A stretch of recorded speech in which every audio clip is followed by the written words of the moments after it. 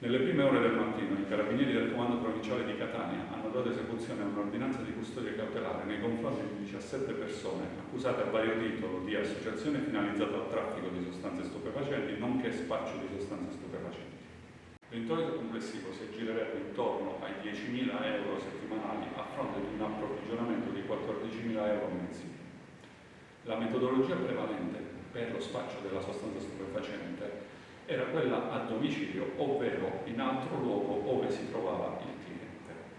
In alcuni casi è stato possibile accertare che i clienti acquistavano sostanza stupefacente e la pagavano attraverso i proventi del reddito di cittadinanza.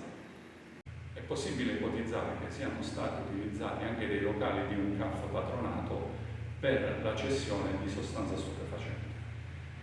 L'attività ha permesso di sequestrare in flagranza di reato 110 grammi di sostanza stupefacente del tipo cocaina e 750 grammi del tipo